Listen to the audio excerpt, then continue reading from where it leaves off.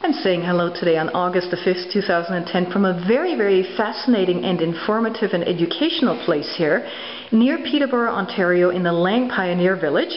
And we're in the museum area basically with Audrey Carey, who looks after the museum here. And you've got a special exhibit on right now that's called From Eaton's to eBay. Yeah. Basically the history of home shopping from 1884 to today. Yes. Now, let's show some of the merchandise that people could actually purchase in earlier times from the Eaton's catalog. Yes, what we have done is that we have selected things from our collection that we don't often put on display, and we have brought them out. What we have done is taken the pages that these objects are advertised in the catalog from the 1901 catalog, and it gives you an idea of what their cost. In some of the cases, the various different sizes, all sorts of other details are included in the description of it. I'll just give you an example. Here we've got an egg beater. Right here. And if we look at our catalog page, this one is right recorded here. $4.49. Yes, and for 5 cents in 1901 you could buy this egg. You can't even get a chewing gum anymore pretty much for 5 cents. So at that time you really could get a lot more.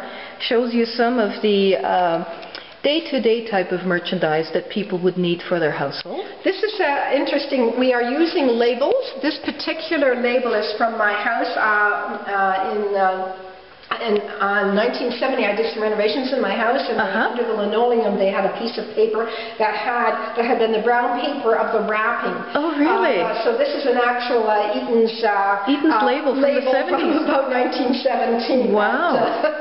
Now, here it gets really interesting because we're moving into the fashion area for all the fashionistas. This would be Victorian era, very prim and proper, I would imagine. What years roughly were these garments from? The 1901 catalog. 1901. This entire exhibit. For example, our ladies' cape. We have both winter and summer things that are on display here, but our ladies' cape was originally $10. $10. Unbelievable. Now, I like the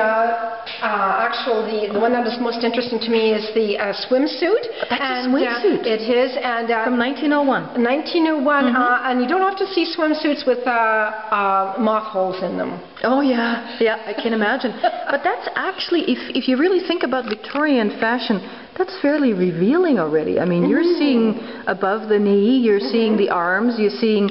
Is this cut out at the neck? Yes. So this has an extent. Okay, so this is already fairly progressive. 1901, because I mean the Victorian era was very, very conservative. Yes. Now, talking about entertainment now for a second. Here we have an interesting piece. This is an organ, right? It's a pump organ. These were in people's homes. Because they didn't have video games and TV and all the other ways that we have to entertain ourselves today, the gathering together with family and friends were very, very important. And therefore, they would gather together and play games or a musical sing-song and this sort of thing. So an object like this were in a lot of homes. Exactly, and it was made by W. Bell and Company from Guelph, Canada. So this was a local product from Ontario. Wonderful. Now we've got some home furnishings.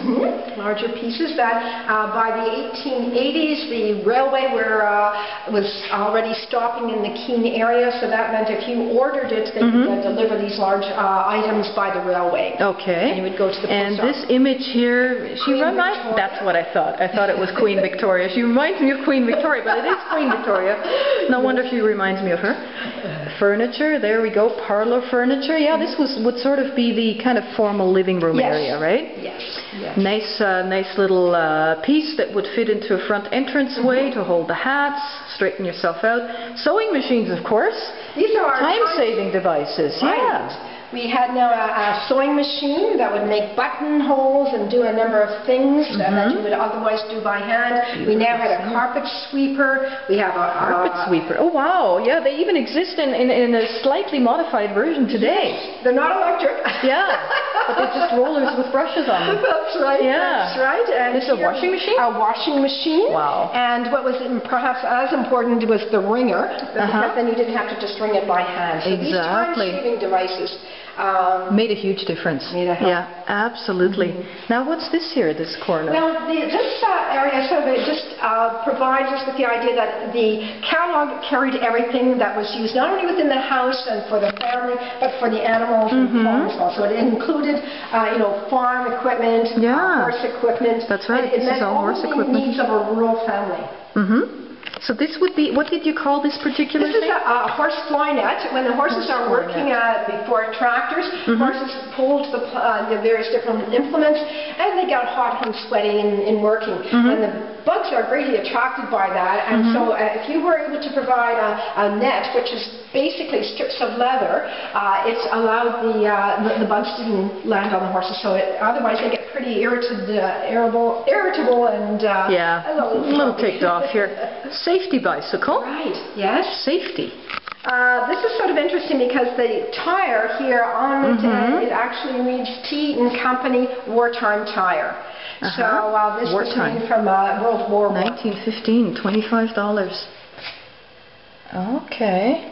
Even bicycles, when you look at them, you can buy the exact same models nowadays, sort of those cruising bikes. The bicycle was very important, particularly for women, because this meant that a woman had more freedom. She wasn't counting on a carriage or it really made a difference. It also helped with the fashions, because with that came the concept of pants. Of pants. What a revolutionary concept that was for women, because the Victorian era was quite stifling with the corsets and the stiffness and the uncomfortable fashion, and even socially it was not acceptable for women to wear anything that a man would wear.